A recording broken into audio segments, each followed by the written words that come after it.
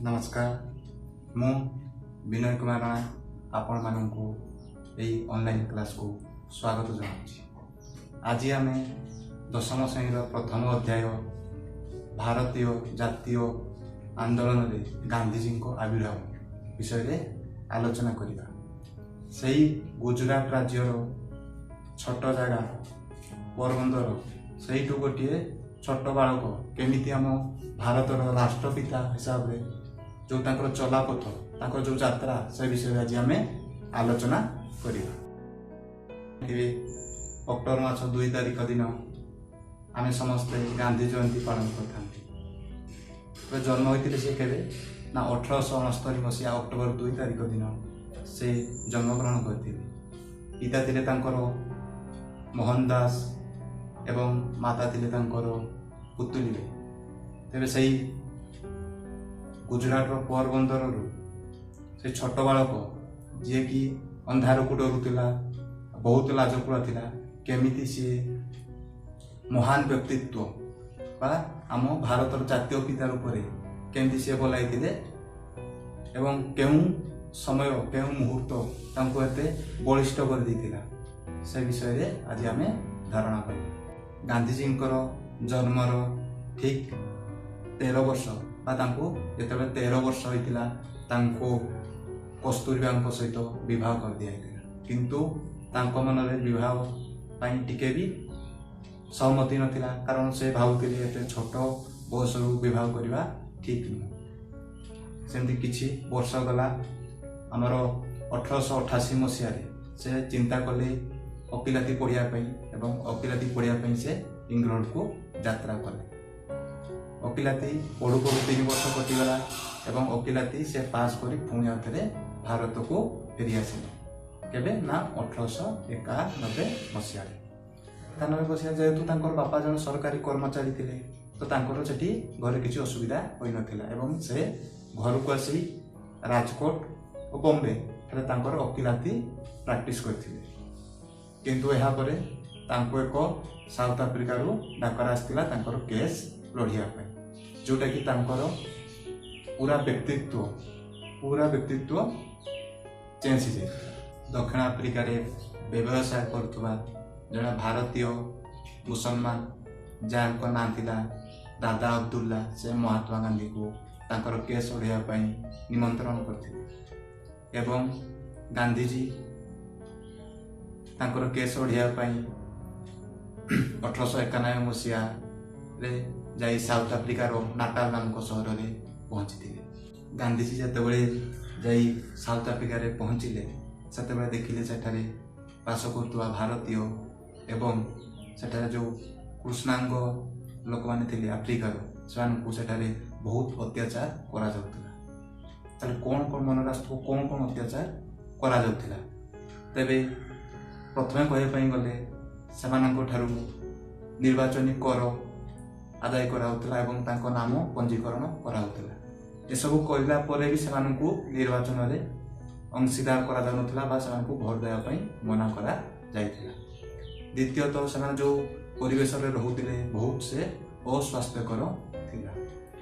तृतीयतः जेतेबेले राति जीव राति 9टा पर सेमाने घरु बाहरी परिबे नाही एवं जो साउथ अफ्रिकार लोक माने जो साधारण लोक माने जो रास्ता व्यवहार करछंती तांको भारतीय माने व्यवहार करि परिबे नाही।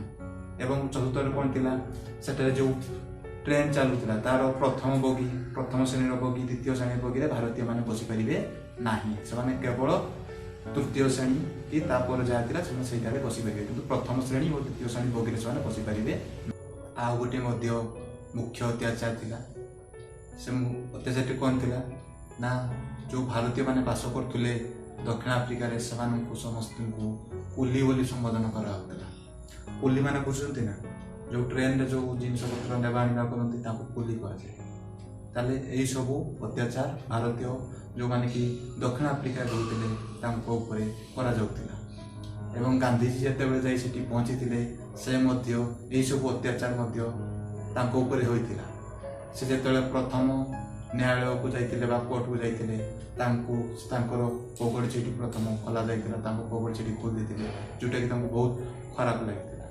ଏବଂ ଥରେ ରାତି 9ଟା ପରେ ସେ ଜନସାଧାରଣ ରାସ୍ତାରେ ବୁଲାବୁଲି କରୁଥିବା ସମୟରେ ତାଙ୍କୁ ସେଠି ମନା କରାଯାଇଥିଲା ଏବଂ ତାଙ୍କୁ ସେଠି ବାଡ଼ାବାଡ଼ି କରାଯାଇଥିଲା। ଏବଂ ଆଉ ଗୋଟିଏ ମୁଖ୍ୟ ଅତ୍ୟାଚାର ଥିଲା ଯେଉଁଟାକି ଗାନ୍ଧୀଜୀଙ୍କ ଉପରେ ବହୁତ ପ୍ରଭାବ ପକାଇଥିଲା। ଥରେ ସେ କୋର୍ଟକୁ ଯିବା ପାଇଁ ପ୍ରଥମ ଶ୍ରେଣୀର ଟିକେଟ୍ କାଟି ଆଣି ଟ୍ରେନରେ ବସିଥିଲେ। ସେତେବେଳେ ସେଇ ଟ୍ରେନରେ ବସିଥିବା ସେଇ ଗୋରା ଲୋକମାନେ ସେଠାରେ ୟାଙ୍କୁ ବସିବା ପାଇଁ ବାରଣ କରିଥିଲେ, ଯାହା ପରବର୍ତ୍ତୀ ସମୟରେ ତାଙ୍କୁ ସେଇ ଟ୍ରେନରୁ ଧକ୍କା ମାରି ବାହାର କରିଦିଆଯାଇଥିଲା ଏବଂ ସେଠି ତାଙ୍କୁ ମାଡ଼ ମରା ହେଇଥିଲା, ଯାହାକି ତାଙ୍କ ଉପରେ ବହୁତ ପ୍ରଭାବ ପକାଇଥିଲା। ଏଥିପାଇଁ ସେ ପରବର୍ତ୍ତୀ ସମୟରେ ଏହି ଭାରତୀୟମାନଙ୍କୁ ଜାଗ୍ରତ କରିବା ପାଇଁ ଏକ ରାଜନୈତିକ ଅନୁଷ୍ଠାନ ଗଠନ କରିଥିଲେ, ଯାହାର ନାମ ହେଉଛି ନାଟାଲ ଭାରତୀୟ କଂଗ୍ରେସ। ଏବଂ ଖାଲି ଅନୁଷ୍ଠାନ ଗଠନ କରିଦେଲେ ତ ହେବନି, ସେଥିପାଇଁ ତାଙ୍କର ଯେଉଁ ଚିନ୍ତାଧାରା ଥିଲା ତାକୁ ସବୁଆଡ଼େ ପହଞ୍ଚାଇବା ପାଇଁ ସେ ଗୋଟିଏ ସମ୍ବାଦପତ୍ରର ସ୍ଥାପନା କରିଥିଲେ। ସେହି ସମ୍ବାଦପତ୍ରଟିର ନାମ ଥିଲା ଇଣ୍ଡିଆନ୍ ଓପିନିଅନ୍।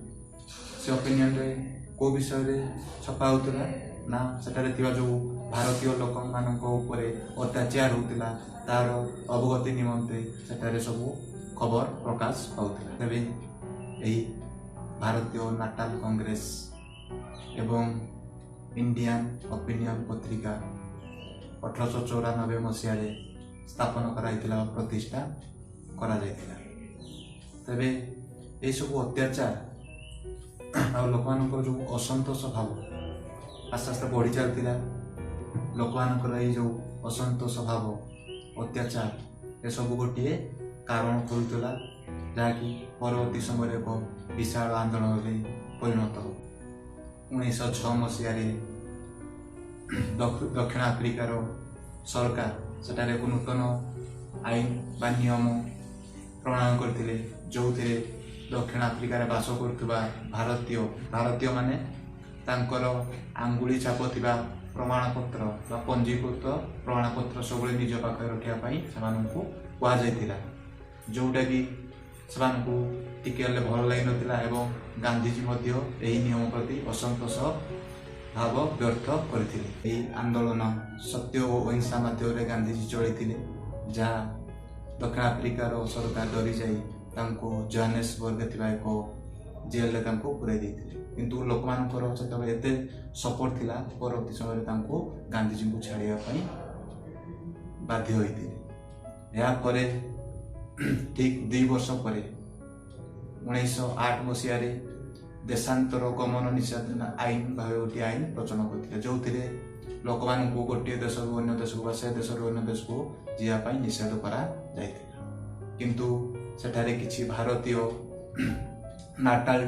ନାଟାଲରୁ ଟ୍ରାନ୍ସଭାଲ ଯାଇ ଏହି ଆଇନକୁ ଭଙ୍ଗ କରିଥିଲେ, ଯାହା ଫଳରେ ବ୍ରିଟିଶ ସରକାର ବା ଆମର ସେଠାରେ ଶାସନ କରୁଥିବା ସାଉଥ ଆଫ୍ରିକାର ସରକାର ଏଥିରେ କଡ଼ା ପ୍ରତିରୋଧ କରିଥିଲେ ଏବଂ ଦୋଷୀମାନଙ୍କୁ ଦଣ୍ଡ ଦେଇଥିଲେ। ଏହାପରେ ଠିକ୍ 5 ବର୍ଷ ପରେ 1913 ମସିହାରେ ଦକ୍ଷିଣ ଆଫ୍ରିକାର ଉଚ୍ଚ ଅଦାଲତ ସେଠାରେ ଗୋଟିଏ ନୂଆ ଆଇନ ପ୍ରଣୟନ କରିଥିଲେ, ଯାହାକି ଥିଲା ଖ୍ରୀଷ୍ଟିଆନ ରୀତି ରିବାଜରେ ଯେଉଁମାନେ ବାହା ହେଇନାହାନ୍ତି, ତାଙ୍କର ବିବାହ ସମ୍ପନ୍ନ ହେଇନି, ସେ ବିବାହକୁ ସ୍ୱୀକୃତି ଦିଆଯିବ ନାହିଁ। ଉଦାହରଣ ସ୍ୱରୂପ ଯେଉଁମାନଙ୍କର ହିନ୍ଦୁ ମୁସଲମାନଙ୍କ ମଧ୍ୟରେ ବିବାହ ହୋଇଛି ଏବଂ ତାହା ଖ୍ରୀଷ୍ଟିଆନ ରୀତି ରିବାଜରେ ହେଇନାହିଁ, ତାହାକୁ ବିବାହ ରୂପେ ସ୍ୱୀକୃତି ଦିଆଯିବ ନାହିଁ। ଯାହାଫଳରେ ସେଠାରେ ବାସ କରୁଥିବା ଭାରତୀୟମାନେ ଏବଂ ଅନ୍ୟ ଦେଶର ମୁସଲମାନମାନେ ହୁଅନ୍ତୁ କି ଯେଉଁମାନେ ଅନ୍ୟ ଜାତି ହୁଅନ୍ତୁ, ଖ୍ରୀଷ୍ଟିଆନକୁ ଛାଡ଼ିଦେଲେ ଅନ୍ୟ ସବୁ ଜାତିମାନେ ସେଠାରେ କଡ଼ା ପ୍ରତିରୋଧ ଦେଖାଇଥିଲେ, ଯାହା ସେ ଦକ୍ଷିଣ ଆଫ୍ରିକାର ଲୋକମାନଙ୍କ ଯେଉଁ ବାସ କରୁଥିବା ଅନ୍ୟ ଜାତିର ଲୋକମାନଙ୍କ ଭିତରେ ବହୁତ ଅସନ୍ତୋଷ ଭାବ ସୃଷ୍ଟି ହୋଇଥିଲା ଏବଂ ଗାନ୍ଧୀଜୀ ମଧ୍ୟ ଏହି ଅସନ୍ତୋଷ ଭାବର ନେତୃତ୍ୱ ନେଇଥିଲେ। ଏବଂ ପରବର୍ତ୍ତୀ ସମୟରେ ଦକ୍ଷିଣ ଆଫ୍ରିକାର ସରକାର ଏହି ଗାନ୍ଧୀଜୀଙ୍କ ଅହିଂସା ଓ ସତ୍ୟାଗ୍ରହ ମାନେ ବୁଝିଛନ୍ତି ତ? ସତ୍ୟାଗ୍ରହ ମାନେ କ'ଣ? ସତ୍ୟ ପ୍ରତି ଆଗ୍ରହ, ଯେଉଁଠି ମାନେ ଅହିଂସା ଉପରେ ଯେଉଁ ଆନ୍ଦୋଳନ କରାଯାଏ ତାକୁ ସତ୍ୟାଗ୍ରହ କୁହାଯାଏ। ତାହେଲେ ଏହି ସତ୍ୟାଗ୍ରହ ଆଗରେ ଦକ୍ଷିଣ ଆଫ୍ରିକାର ସରକାର କ'ଣ କରିଥିଲେ ମୁଣ୍ଡ ନୁଆଇଥିଲେ ଏବଂ ପରବର୍ତ୍ତୀ ସମୟରେ ଏମିତି ନିୟମ ଆଣିଥିଲେ ଯାହାକି ଦକ୍ଷିଣ ଆଫ୍ରିକାରେ ବାସ କରୁଥିବା ଭାରତୀୟ ଓ ଅନ୍ୟ ଦେଶର ଲୋକମାନେ କେମିତି ଠିକ୍ ଭାବରେ ଚଳିପାରିବେ ତାଙ୍କୁ ସୁହାଇଲା ଭଳି ନୀତି ଆଣିଥିଲେ ଏବଂ ଗାନ୍ଧୀଜୀ ଯାହା କରିବା ପାଇଁ ସେ ଚାହୁଁଥିଲେ ସେ କରିଥିଲେ ଏବଂ ସେଠାରେ ଲୋକମାନଙ୍କୁ ସତ୍ୟ ଓ ଅହିଂସା ଶିଖାଇଥିଲେ ତା ଉପରେ କେମିତି ଆନ୍ଦୋଳନ ହେବ ଶିଖାଇ ପାରିଥିଲେ ଏବଂ ଯେତେବେଳେ ସେ ସରକାର ଆଉ ଅତ୍ୟାଚାର ନକରି ଲୋକଙ୍କୁ ସୁହାଉଥିଲା ଭଳିଆ ନୀତି ଆଣିଲେ ସେତେବେଳେ ଗାନ୍ଧୀଜୀ କ'ଣ କରିଥିଲେ ଚିନ୍ତା କରିଥିଲେ ଭାରତକୁ ଫେରି ଆସିବା ପାଇଁ ଏବଂ ତମେ ସମସ୍ତେ ଜାଣିଛ 1914 ମସିହା ପ୍ରଥମ ବିଶ୍ୱଯୁଦ୍ଧ ଆରମ୍ଭ ହୋଇଥିଲା। ତ ଠିକ୍ ପ୍ରଥମ ବିଶ୍ୱଯୁଦ୍ଧର ଆରମ୍ଭ ବର୍ଷ ପରେ ମହାତ୍ମା ଗାନ୍ଧୀ ପୁଣି ଭାରତକୁ ଫେରି ଆସିଥିଲେ ଏବଂ ଯେତେବେଳେ ଫେରି ଆସିଥିଲେ ତାଙ୍କୁ ସେ ତ ନୂଆ ନୂଆ ଆସିଥିଲେ ଭାରତକୁ ଏବଂ ଭାରତର ରାଜନୈତିକ ପାଗ କ'ଣ ଚାଲିଛି ସେ ବିଷୟରେ ସେ କିଛି ତାଙ୍କର ଧାରଣା ନଥିଲା। ସେଥିପାଇଁ ସେ ପ୍ରଥମ ଆସି ଆମର ଗୋପାଳ କୃଷ୍ଣ ଗୋଖଲେ ତାଙ୍କୁ ରାଜନୈତିକ ଗୁରୁ ଭାବେ ସିଏ ନେଇଥିଲେ ଏବଂ ସେଇ ଗୋପାଳ କୃଷ୍ଣ ଗୋଖଲେ ତାଙ୍କୁ ଉପଦେଶ ଦେଇଥିଲେ ଯେ ପ୍ରଥମେ ତମେ ଆସି ରାଜନୈତିକ କ୍ଷେତ୍ରରେ ନ ମିଶି ପ୍ରଥମେ 1 ବର୍ଷ 2 ବର୍ଷ ତମେ ଭାରତର ଚାରିଆଡ଼େ ସବୁ ସ୍ଥାନକୁ ବୁଲ, କ'ଣ କ'ଣ ଅସୁବିଧା ଅଛି ସେ ବିଷୟରେ ଜାଣ, କ'ଣ ରାଜନୈତିକ ସମସ୍ୟା ଅଛି ସେ ବିଷୟରେ ତମେ ଜାଣ। ସେଥିପାଇଁ ମହାତ୍ମା ଗାନ୍ଧୀ 1915ରେ ଭାରତୀୟ ଫେରିବା ସୁଦ୍ଧା ଫେରିକି ମଧ୍ୟ ସିଏ କ'ଣ ଭାରତୀୟ ରାଜନୈତିକ କ୍ଷେତ୍ରରେ ସିଏ ଅଂଶୀଦାର ହୋଇନଥିଲେ ଏବଂ ଦକ୍ଷିଣ ଆଫ୍ରିକାର ଯେଉଁ ଏତେ ବଡ଼ ସଫଳତା ଥିଲା ଗାନ୍ଧୀଜୀଙ୍କର ସେଥିପାଇଁ ତାଙ୍କୁ ଭାରତର ରବୀନ୍ଦ୍ରନାଥ ଟାଗୋର ମହାତ୍ମା ନାମରେ ଆଖ୍ୟା ଦେଇଥିଲେ ବା ମହାତ୍ମା ସମ୍ମାନ ତାକୁ ଦେଇଥିଲେ। ଏହାପରେ ସେ ସାରା ଭାରତ ପରିଭ୍ରମଣ କରିଥିଲେ ଏବଂ ଭାରତର ରାଜନୈତିକ ଅର୍ଥନୈତିକ ଏବଂ ଇଂରେଜ ମାନଙ୍କ ଦ୍ୱାରା ହେଉଥିବା ଅତ୍ୟାଚାରକୁ ସେ ଅନୁଧ୍ୟାନ କରିଥିଲେ। ଏହାପରେ ସେ 1 ବର୍ଷ ଅନୁଧ୍ୟାନ କରିସାରିବା ପରେ 1916 ମସିହାରେ ଅହମ୍ମଦାବାଦ ଠାରେ ଆସି ସାବରମତୀ ନଦୀ କୂଳରେ ଏକ ଆଶ୍ରମ ନିର୍ମାଣ କରିଥିଲେ। ସେହି ଆଶ୍ରମରେ ସେ ଲୋକମାନଙ୍କୁ ସତ୍ୟ ନିଷ୍ଠା ଅହିଂସା ଏହି ବିଷୟରେ ଜଣାଉଥିଲେ ବା ଅବଗତି କରନ୍ତି। ଏହାପରେ ଭାରତରେ ଗାନ୍ଧୀଜୀ 1917 ମସିହାରେ ପ୍ରଥମ ଅହିଂସା ଆନ୍ଦୋଳନ କରିଥିଲେ। ତାହେଲେ ସେଇ ଅହିଂସା ଆନ୍ଦୋଳନଟିର ନାମ ଥିଲା ଚମ୍ପାରଣ ଆନ୍ଦୋଳନ। ତାହେଲେ ନାଁ ଅନୁସାରେ ତମେ ଜାଣିପାରୁଥିବ ଚମ୍ପାରଣ, ତାହେଲେ ଏଇଟା ଗୋଟିଏ ସ୍ଥାନର ନାମ, ବିହାରର ଗୋଟିଏ ଜିଲ୍ଲାର ନାମ ହେଉଛି ଚମ୍ପାରଣ। ତାହେଲେ ସେଇ ଚମ୍ପାରଣ ତାହେଲେ କାରଣ କ'ଣ ଥିଲା? ଆନ୍ଦୋଳନ ହେବାର କାରଣ ତ କିଛି ଗୋଟେ ଥିବ। ତାହେଲେ କାରଣ ଥିଲା ସେଠିରେ ଯେଉଁ ଚାଷୀମାନେ ଥିଲେ ସେମାନଙ୍କୁ ତାଙ୍କ ଜମିର 20 ଭାଗରୁ 3 ଭାଗ ନୀଳ ଉତ୍ପାଦନ କରିବା ପାଇଁ କୁହାଯାଉଥିଲା ଏବଂ ସେ ଯେଉଁ ନୀଳ ଉତ୍ପାଦନ କରୁଥିଲେ ସେ କେତେ ମୂଲ୍ୟରେ ବିକିବେ ସେଟା ଇଂରେଜ ସରକାର ହିଁ ସେଠି ଧାର୍ଯ୍ୟ କରୁଥିଲେ। ତେବେ ପରବର୍ତ୍ତୀ ସମୟରେ କ'ଣ ହେଇଥିଲା ନା ସେ ନୀଳ ଉତ୍ପାଦନ ବା ନୀଳର ଯେଉଁ ଚାହିଦା କମି ଯାଇଥିଲା, ଯାହାଫଳରେ ଏମାନେ ଜମିର ଯେତେ ଖଜଣା ଦେଉଥିଲେ ତାଠାରୁ ମଧ୍ୟ କମ୍ ଉତ୍ପାଦନ ହେଉଥିଲା, ଯେଉଁଠି ନୀଳରୁ ଉତ୍ପାଦନରୁ କମ୍ ପଇସା ମିଳୁଥିଲା। ସେଥିପାଇଁ ସେ ପରବର୍ତ୍ତୀ ସମୟରେ ବହୁତ ଲସ୍ ହେଉଥିଲେ। ସେଥିପାଇଁ ସେଠାକାର ଜମିର ମାଲିକ ଜଣେ ଯାହାଙ୍କ ନାମ ଥିଲା ରାଜକୁମାର ଶୁକ୍ଳା, ସେ ମହାତ୍ମା ଗାନ୍ଧୀଙ୍କୁ ନିମନ୍ତ୍ରଣ ଜଣାଇଥିଲେ ସେ ଚମ୍ପାରଣକୁ ଆସିବା ପାଇଁ। ତେବେ ଗାନ୍ଧୀଜୀ ତାଙ୍କ ନିମନ୍ତ୍ରଣ ସ୍ୱୀକାର କରି 1917 ମସିହା ଏପ୍ରିଲ ମାସ 10 ତାରିଖ ଦିନ ଚମ୍ପାରଣର ମୋତିହାରୀଠାରେ ଆସି ପହଞ୍ଚିଥିଲେ ଏବଂ ସେ ଯେଉଁ ତାଙ୍କର ଆସିବା ଖବର ନିଆଁ ପରି ଚାରିଆଡ଼େ ବ୍ୟାପି ଯାଇଥିଲା ଏବଂ ଇଂରେଜ ସରକାର ମଧ୍ୟ ଜାଣିପାରିଥିଲେ ତାଙ୍କ ଆସିବା ଖବର। ତେଣୁ ସେ କ'ଣ କରିଥିଲେ ମହାତ୍ମା ଗାନ୍ଧୀଙ୍କୁ ସେ ସ୍ଥାନରୁ ଦୂରକୁ ପଳାଇବା ପାଇଁ, ସେଠୁ ବାହାରି ଯିବା ପାଇଁ ଅନୁମତି ଦେଇଥିଲେ। କିନ୍ତୁ ମହାତ୍ମା ଗାନ୍ଧୀ ସେଠି କହିଥିଲେ ଯେତେ ପର୍ଯ୍ୟନ୍ତ ମୁଁ ତାଙ୍କ ସମସ୍ୟା ସମାଧାନ ନ କରିଛି ସେତେ ଯାଏଁ ମୁଁ ଏ ସ୍ଥାନ ଛାଡ଼ି ଯିବି ନାହିଁ। ତାହେଲେ ଏଇ ଯେଉଁ ଟୋଟାଲ ମୋଟ ପ୍ରକ୍ରିୟାଟାକୁ କ'ଣ କୁହାଯାଉଥିଲା ନା 3 କାଠିଆ ବ୍ୟବସ୍ଥା। 3 କାଠିଆ ମାନେ 20 ଭାଗରୁ 3 ଭାଗ, ବୁଝିପାରୁଛନ୍ତି ତ, 20 ଭାଗରୁ 3 ଭାଗ। ତେବେ ଏହା ପରେ କ'ଣ ହେଲା ନା ମହାତ୍ମା ଗାନ୍ଧୀ ଅହିଂସା ଉପାୟରେ ଆଇନ ଅମାନ୍ୟ ଛୋଟ ଆଇନ ଅମାନ୍ୟ ଆନ୍ଦୋଳନଟେ ସେଠି କରିଥିଲେ। ଛୋଟ ମାନେ ଟେଲରଟେ ତାମାନେ ତାଙ୍କର ଯେଉଁ କର ଦେବା ଆଇନ ଥିଲା ସେଟା ତାଙ୍କୁ ନ ଦେଇ ସେ ଅହିଂସା ଉପାୟରେ ସେଠି ସତ୍ୟାଗ୍ରହ କରିଥିଲେ, ଯାହାଫଳରେ ପରବର୍ତ୍ତୀ ସମୟରେ ସେଠିକାର ସ୍ଥାନୀୟ ସରକାର ତାଙ୍କର ଆନ୍ଦୋଳନକୁ ଡରି ଯାଇ ତାଙ୍କର ଯେଉଁ ସମସ୍ୟା ଥିଲା ତାର ସମାଧାନ କରିଦେଇଥିଲେ। ଫଳସ୍ୱରୂପ ଫଳାଫଳ କ'ଣ ହେଇଥିଲା ନା ତାଙ୍କର ଯେଉଁ ଜମିର କର ଦେଉଥିଲେ ତାର 25% ମୂଲ୍ୟ ପୁଣି ଆଉ ଥରେ ଚାଷୀମାନଙ୍କୁ ଫେରେଇ ଦିଆହେଇଥିଲା ଏବଂ ଯେଉଁ ସେଇ 3 କାଠିଆ ବ୍ୟବସ୍ଥା ଏଟାକୁ ମଧ୍ୟ ଉଚ୍ଛେଦ କରାହେଇଥିଲା, ଯାହା ଥିଲା ଗାନ୍ଧିଜୀଙ୍କର ପ୍ରଥମ ସକ୍ସେସ୍ ଏଇ ଭାରତରେ ଅହିଂସା ଉପାୟରେ। ଆଉ ଗୋଟିଏ କଥା, ତମେମାନେ ଶୁଣୁଥିବ ନୀଳ ଉତ୍ପାଦନ।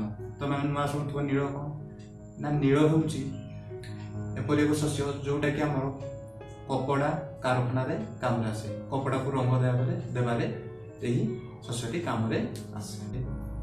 ଠିକ୍ ତାର ଗୋଟେ ବର୍ଷ ପରେ ବା 1918 ମସିହାରେ ମହାତ୍ମା ଗାନ୍ଧୀ ଖେଡ଼ାଠାରେ ଏକ ଛୋଟ ଆନ୍ଦୋଳନରେ ମଧ୍ୟ ସେ ଭାଗ ନେଇଥିଲେ ବା ଅଂଶୀଦାର ହେଇଥିଲେ।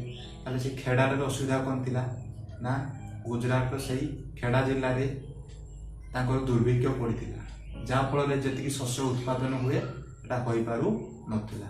ତ ତାଙ୍କର ଆଗରୁ ଗୋଟିଏ ନିୟମ ଥିଲା କ'ଣ ନା ଯାହାର ଜମିର 4 ଭାଗରୁ 1 ଭାଗରେ ଯେତିକି ଶସ୍ୟ ଉତ୍ପାଦନ ହେବା କଥା ସେତିକି ଯଦି ହେଉନଥିବ ତାହେଲେ ତାଙ୍କର ଯେଉଁ ରାଜସ୍ୱ ସେମାନେ ସରକାରକୁ ଇଂରେଜ ସରକାରକୁ ଦେଉଥିଲେ ସେଥିରେ କୋହଳ କରାଯିବ। କିନ୍ତୁ ଇଂରେଜ ସରକାର ତାହା ନ ବୁଝି ସେ ଆଇନକୁ ନ ମାନି ସେ ଚାଷୀମାନଙ୍କଠୁ ସମ୍ପୂର୍ଣ୍ଣ କର ଆଦାୟ କରୁଥିଲେ, ଯାହାଫଳରେ ପରବର୍ତ୍ତୀ ସମୟରେ ମହାତ୍ମା ଗାନ୍ଧୀ ସେଇ ଯେଉଁ ଜିଲ୍ଲାକୁ ଯାଇ ସ୍ଥାନକୁ ଯାଇ ସେଠାରେ ଶାନ୍ତିପୂର୍ଣ୍ଣ ଭାବରେ ଅସହଯୋଗ ଆନ୍ଦୋଳନ ଛୋଟ ଅସହଯୋଗ ଆନ୍ଦୋଳନ ଆରମ୍ଭ କରିଥିଲେ। ଅସହଯୋଗ କେମିତି ନା ସେଇ ଚାଷୀମାନେ କର ଦେବାରେ ଅସହଯୋଗ କରିଥିଲେ ବା ଦେଇ ନଥିଲେ, ଯାହାଫଳରେ ପରବର୍ତ୍ତୀ ସମୟରେ ମହାତ୍ମା ଗାନ୍ଧୀଙ୍କ ସହିତ ସେଠାକାର ଜିଲ୍ଲା ସେଠାକାର ରାଜ୍ୟ ସବୁ ଲୋକମାନେ ତାଙ୍କୁ ସେଠାରେ ସପୋର୍ଟ କରିଥିଲେ, ଯାହାକି ଇଂରେଜ ସରକାର ଡରି ଯାଇଥିଲେ ଏବଂ ତାଙ୍କର ଯେଉଁ ଦାବି ଥିଲା ସେ ଦାବି ତାଙ୍କୁ ଫୁଲଫିଲ୍ କରିଦିଆଯାଇଥିଲା। ତାହେଲେ ତାଙ୍କର କ'ଣ ଫୁଲଫିଲ୍ କରାଗଲା ନା ତାଙ୍କର ଏବଂ ଇଂରେଜ ସରକାରଙ୍କ ମଧ୍ୟରେ ଗୋଟେ ଗୁପ୍ତ ରାଜିନାମା କରାଗଲା। ତାହେଲେ ରାଜିନାମାରେ କ'ଣ ଥିଲା, ଯେଉଁମାନେ ସାମର୍ଥ୍ୟ ଚାଷୀ ଯେଉଁମାନେ ଦେଇପାରିବେ ସେମାନଙ୍କଠୁ ହିଁ ରାଜସ୍ୱ ମଗାଯିବ, ଯେଉଁମାନେ ଦେଇପାରିବେ ନାହିଁ ତାଙ୍କଠୁ ମଗାଯିବ ନାହିଁ। ଠିକ୍ ସେଇ ବର୍ଷ ଆଉ ଗୋଟିଏ ଛୋଟ ଆନ୍ଦୋଳନ ହୋଇଥିଲା। ସେ ଆନ୍ଦୋଳନଟି ଥିଲା ଅହମ୍ମଦାବାଦ ଲୁଗା କାରଖାନାରେ ଆନ୍ଦୋଳନ। ତାହେଲେ କ'ଣ ପାଇଁ ସେ ଆନ୍ଦୋଳନଟି ହେଇଥିଲା? ତାହେଲେ ଏଇ ଆନ୍ଦୋଳନଟି କେଉଁଠି ହେଇଥିଲା ନା ଅହମ୍ମଦାବାଦରେ। ତମେମାନେ ସମସ୍ତେ ଜାଣିଛ ଅହମ୍ମଦାବାଦ ଲୁଗା କାରଖାନା ପାଇଁ ପ୍ରସିଦ୍ଧ। ତାହେଲେ ଜାଣିପାରୁଥିବ ଲୁଗା କାରଖାନା ଅଧିକା ଅଛି ମାନେ ମୂଷା ଗୁଡ଼ା ବି ସେଠି ଅଧିକା ହେଉଥିବେ। ସେଥିପାଇଁ ସେଇ ଅହମ୍ମଦାବାଦରେ ବିଭିନ୍ନ ସମୟରେ କ'ଣ ହୁଏ ନା ପ୍ଲେଗ ରୋଗ ସେଠି ବ୍ୟାପିଥାଏ। ସେଥିପାଇଁ ସେଇ ଲୁଗା କାରଖାନାର ମାଲିକମାନେ ସେଇ ଯେଉଁ ତାଙ୍କ ଶ୍ରମିକମାନଙ୍କୁ ପ୍ଲେଗ ବୋନସ୍ ରୂପେ କିଛି ଅର୍ଥ ପ୍ରଦାନ କରିଥାନ୍ତି। ତାହେଲେ ଏହା ପରବର୍ତ୍ତୀ ସମୟରେ କ'ଣ ହେଇଛି ନା ସେ ଯେଉଁ କାରଖାନାର ମାଲିକମାନେ ଯେଉଁ ପ୍ଲେଗ ବୋନସ୍ ଥିଲା ତାହା ଦେବା ପାଇଁ ରାଜି ନଥିଲେ, ତାହାକୁ ପ୍ରତ୍ୟାହାର କରି ଦେଇଥିଲେ। ଏହା ଫଳରେ ଶ୍ରମିକମାନଙ୍କ ମଧ୍ୟରେ ଅସନ୍ତୋଷ ଭାବ ସୃଷ୍ଟି ହୋଇଥିଲା, ଯାହାଫଳରେ ସେଠିକାର ଜିଲ୍ଲାର ଇଂରେଜ ସରକାର ଯେଉଁ ତାଙ୍କର ଜିଲ୍ଲାର ମୁଖ୍ୟ ଥିଲେ ସେ ମହାତ୍ମା ଗାନ୍ଧୀଙ୍କୁ ସେଠାକୁ ଆସିବା ପାଇଁ ଅନୁରୋଧ କରିଥିଲେ ଏବଂ ତାଙ୍କର ସମସ୍ୟାକୁ ସମାଧାନ କରିବା ପାଇଁ କିଛି ରାସ୍ତା ବାହାର କରିବା ପାଇଁ ସେ ମହାତ୍ମା ଗାନ୍ଧୀ ସେଠାକୁ ଆସିଥିଲେ ଏବଂ ତାଙ୍କର ସମସ୍ୟା ଶୁଣିଥିଲେ ଏବଂ ମାଲିକମାନଙ୍କ ସହିତ ସେ ଗୋଟିଏ ମିଟିଂ ଆୟୋଜନ କରି ସେଠାରେ ଯେଉଁ ମାଲିକମାନେ ରାଜି ହେଇଥିଲେ ତାଙ୍କର ପ୍ଲେଗ ଯେଉଁ ବୋନସ୍ ଥିଲା ସେଟା 20% ବୃଦ୍ଧି କରିବାକୁ। କିନ୍ତୁ ଶ୍ରମିକମାନେ ସେଥିରେ ରାଜି ହେଇନଥିଲେ। ସେମାନେ କହିଥିଲେ ଆମକୁ 35% ବୃଦ୍ଧି କରିବା ପାଇଁ, ଯେଉଁଟା ଥିଲା ତାଙ୍କର ପ୍ଲେଗ ବୋନସ୍। କିନ୍ତୁ ପରବର୍ତ୍ତୀ ସମୟରେ ସେ ଯେଉଁ ମାଲିକମାନେ ସେଟା ରାଜି ହୋଇ ନଥିଲେ। ଏହାଫଳରେ ସେ ଯେଉଁ ଶ୍ରମିକମାନଙ୍କ ସହିତ ମହାତ୍ମା ଗାନ୍ଧୀ ଅନଶନରେ ବସିଥିଲେ ବା ହଙ୍ଗର ଷ୍ଟ୍ରାଇକ୍, ନ ଖାଇ ନ ପିଇ ଅହିଂସା ଭାବରେ ଗୋଟେ ଜାଗାରେ ବସିବା। ତାହେଲେ ଯାହା ପରବର୍ତ୍ତୀ ସମୟରେ ଦେଶ ଭରି ବ୍ୟାପି ଯାଇଥିଲା। ସମସ୍ତେ ଏହି ଘଟଣାଟାକୁ ଦୃଷ୍ଟି ଆଗରେ ରଖିଥିଲେ ଏବଂ ଚାରିଆଡ଼େ ଏହି ଖବର ବ୍ୟାପି ଯାଇଥିବାରୁ जो कलकारखानार मालिक मैंने प्रेसर आसिकी से कौन करते 35% वृद्धि करने राजी हो जाते महात्मा गांधी जो आंदोलन टाक आम कौन कहीपर ना प्रथम हंगर स्ट्राइक प्रथम अनशन आंदोलन। तेज जो ये तीनोटी आम आंदोलन पढ़ले के 1917 कौन होता ना चंपारण आंदोलन, 1918 कौन होता खेड़ा आंदोलन एवं अहमदाबाद लुगा कल कारखाना आंदोलन। ताले ये जो तीन टी थिला ताले प्रथम थिला हमर कोन ना चंपारण जोटा कि हमर छोट आईन मान्य आंदोलन होता एवं जोटा हमर होइतला खेड़ा सेटा होची छोट असहयोग आंदोलन एवं जो लुगा कल कारखाना स्ट्राइक होइतला सेटा होची हमर छोट कौन हंगर स्ट्राइक बा छोट अनशन आंदोलन। ताले ये तीन टी थिला छोट छोट टेलर जहाँ परवर्ती समय 1920 रे होइतला हमर असहयोग आंदोलन, 1930 रे होइतला हमर कोन मान थी आईन मान्य आंदोलन। ताले यही सब छोट छोट टेलर परवर्ती समय कौ सब जो बड़ बड़ फिल्म होता जो असहयोग आंदोलन आईन मान्य आंदोलन ये सब बड़ बड़ फिल्म होता कौन कहना छोट छोट महात्मा गांधी एत सक्सेस होते एत पपुलार जाते तो परवर्ती समय से यही सब असहयोग हो कि आईन मान्य आंदोलन हो ये सब करने लोक मैंने गांधीजी को फुल मात्रा सपोर्ट करते। आम पढ़ा ये सब जो असहयोग हो कि आम आईन मान्य आंदोलन सब बड़ बड़ आंदोलन में केमी महात्मा गांधी को पूरा भारतर लोक मैंने सपोर्ट करते एवं यह आमर जन आंदोलन केपरी गण आंदोलन को आगे चलता से विषय में आलोचना करवा।